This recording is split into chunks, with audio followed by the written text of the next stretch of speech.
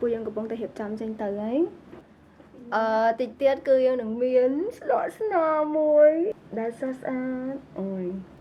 មកក្មេងនេះមើលក្មេងរកតាមទៀតទៅទៅមិនបានទេអញ្ញងអូយមកដល់ហើយតាzoom in zoom out zoom in zoom out យើងមកដល់កន្លែងនេះគឺថាអត់ភ័យទេតែបើតាមគាត់ទៅមើលដល់ថាដូចរៀងតែចឹងណាថាមានភាពសោយមានតែទៅស៊ុំភ័យបុកកម្រិតណាដែរហៅដាក់ឡើងណានិយាយទៅលើកទី1អី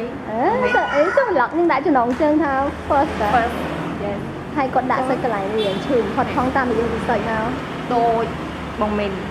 តែបងមីននេះប្តីខ្ញុំទេអត់ឡើយតែយើងបាញ់ចែកថាតែប្តីចែកសិនក៏បានចាំមើលតទៀតសំខាន់លួចមកទៀតបើអ្នកផ្ទះបើវីដេអូនឹងម្ដាយបានឃើញតើម៉ាក់ដឹងថាមុនពេលកូនកុហកមកនេះគឺកូនចិត្តច្រើនណាស់នេះមិនតាន់កុហកណាគាត់អត់ប្រាប់តែសំដៅតើតែមានមួយទៅវាមានពីរណាចាំលើកទី2ចាំមកមើលទៀតថាហ្នឹងហើយចាំលើកទី2ចាំនោមម៉ាក់អូយភ័យតិចខ្លាំងហើយតែ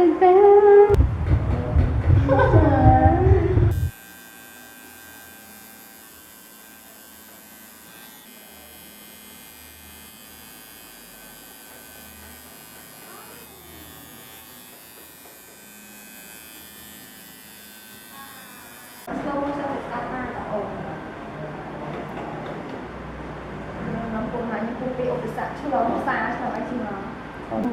ហើយឧបសគ្គចឹងហើយ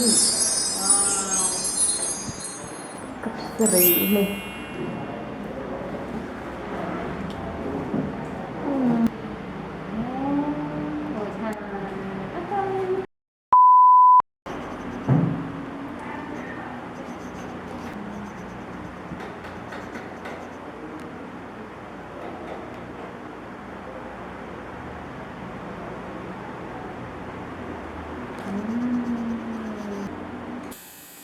មិនដែរឃើញអត់ឃើញដែរ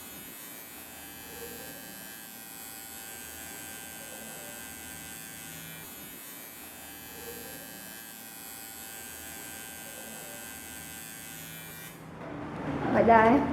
អូយហើយតាមបែកញ៉ាំអីធ្វើមិនមកអើយអត់ឈឺទេអត់ឈឺណាអត់ឈឺអញមកបានអត់ឈឺមកបានខ្ញុំអត់ឈឺទេណាមើល